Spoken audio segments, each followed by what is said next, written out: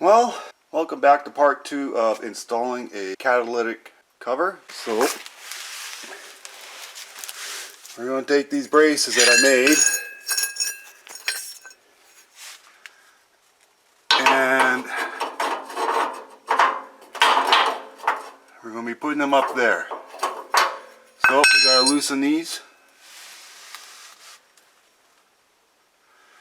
I can get to the back of the head on these bolts through a little hole there, but I can't over here.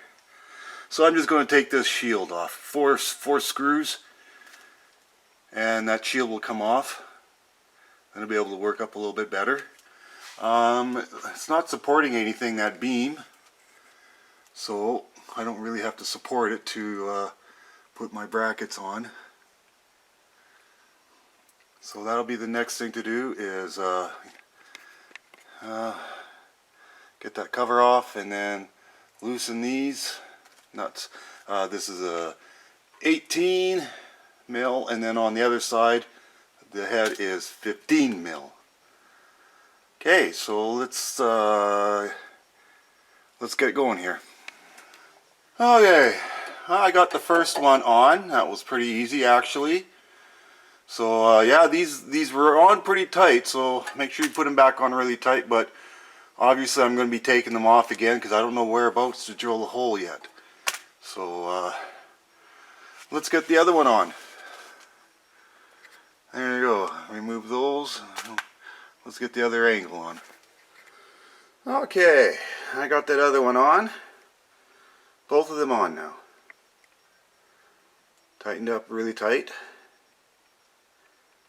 Okay, now let's do the back one. Now this back one I'm a little worried. Moving these. The reason being that this member, it is supporting stuff, so I'm going to get a floor jack underneath this and put some pressure on it so nothing moves before I start moving these bolts. I'm not really taking the bolts out and just loosen the nuts, but I don't want to take that chance, so I'm going to get a floor jack, prop it all up before I loosen these. Okay, well, instead of getting the floor jack, I got a bottle jack, and there you go. So the center cross member is supported. I just don't want to take any chances, so I don't want this cross member to drop down when I take these, loosen these off. Okay, well, let's get these off here on that side. Okay, and we got that one installed. So, last one. Easy peasy. It's so cramped underneath here, I just don't have the camera running while I'm trying to do some work, so. But I'm sure you guys all know how to take a nut off of a bolt. Okay, so here's my plan here. I drew a center line and onto the cross member. Then I measured from the cross member to approximately where I want to drill a hole here. Because you realize once I get my cover on here, I'm not going to be able to see these plates. So that's what I did. So I could put a tape measure on the end here and then go up, and on the front it looks like I'm 5 1/4, and on the rears I'm 6 inches. Okay, so that way I can get an approximate. And what I will do now is get that cover underneath here, get a floor jack underneath it to support it, and then drill some pilot holes, maybe like 3/16. Then once I get that, I also numbered them 1, 2, 3, 4 at the back, so I can put these in the same position that I removed them from, drilled them from, and then we'll go from there. Okay, I know it's a little dark here, but I've got my cover in place, supported by the jack. So now I'm going to take my measurements. There's the center of the line. I'm going to transfer it to here. And then I'm going to drill a pilot hole. Do that on all four corners. And then once I get the pilot hole, I can get this, remove my brackets, and then drill a proper hole. I'll probably be doing maybe a half-inch hole, but I'll be using 7/16 bolts. Okay, so that'll be the next thing to do. Let's drill some pilot holes.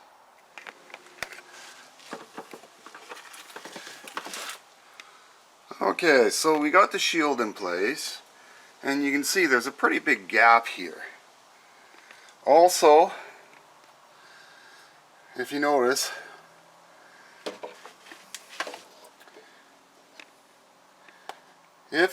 that exhaust was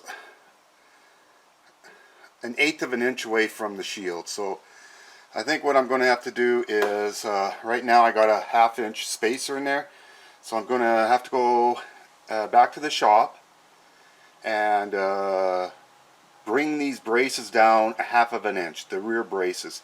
I want to make sure I got lots of clearance there. Also, I want to fill this up.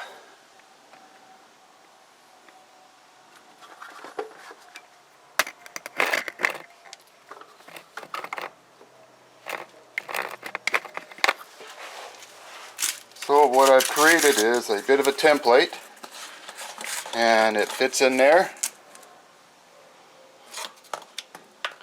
And again, I will go to the shop, cut some 1/8 inch material and plasma this shape, and then weld it in spot.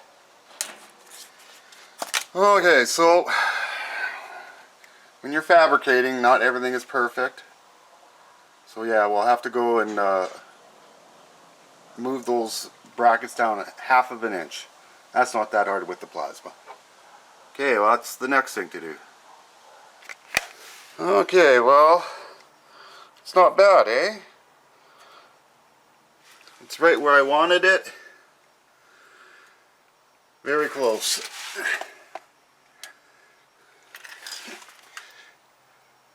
Okay, so I'll take these off. Like I said, I gotta bring these down 1/2 of an inch, and then I gotta drill a 1/2 inch hole in here. Then I'm going to weld a nut on top, and that's what I'll do on all four of them. Okay, let's get these back off, back into the shop. Okay, well, I woke up this morning and I had a brilliant idea. I was worried about that one that I was going to make, and I was going to put sides up on it. See that little white template? I was going to come up with the side. That's probably going to trap a lot of heat. This one out of cardboard, it left a lot of voids, a lot of air movement. So I was afraid of the solid piece. It was just going to be way trap too much heat. So I made one out of perforated material. So there you go, the best of both worlds. It's a protection as well as holes all over the place. There's no way anything can get hot. It'll even have more coverage than that. So that's what I did this morning. Went back to the shop and got some perforated material, 3 foot by 4 foot chunk of material, and I formed all 4 sides. So yeah, it's just perforated material, but you know, it's all formed one piece, and boy, that should let a lot of air in it, eh? And yet protected. So this is a good solid 8-inch. It'll slow whoever down wants to steal my cat. Hopefully he just looks at that and says, yeah, I'm out of here. Let's go somewhere else. Yeah, why don't we go get this installed? And like I said, I had to go to the shop and I had to bring these holes in or up a half of an inch because it was too close to an exhaust, so I had to have these come down half of an inch. But okay, before we get these brackets on, I need to weld a nut on it, so then when I come up, something's going to hold there, because I won't be able to get to that. So first things first, let's clean up the material.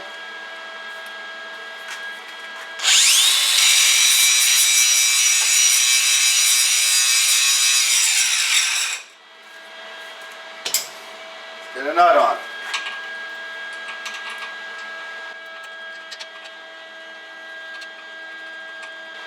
Now ideally you want to try to find center.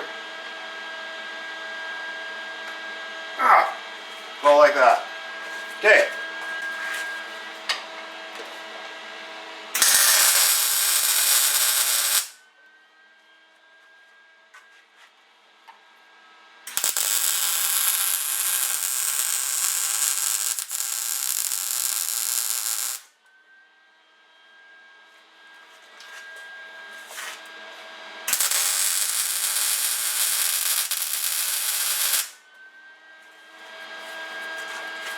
Let's see how we, pretty close to the center. Repeat it on all four. You get the point. Okay. Got the braces all on, the brackets. And then there they are. So made sure I torqued them down really good, and I even put blue Loctite on them. Okay, so now let's get on the new cage. Okay, everyone, there it is.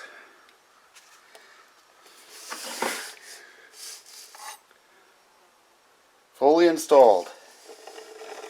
Now I just use bolts, lock washers, but I'm sure this will slow him down. He's going to say, to hell with this, I'm going somewhere else.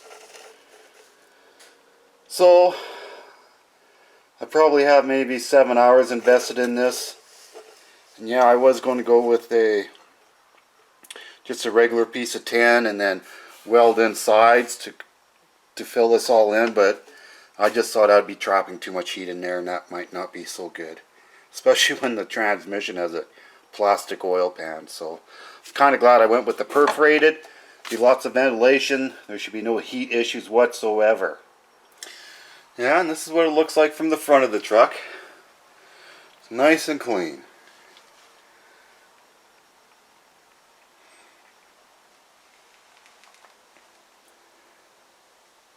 So anyways, guys, this is my version of a catalytic shield for 2021 F150 XLT 3.5 liter.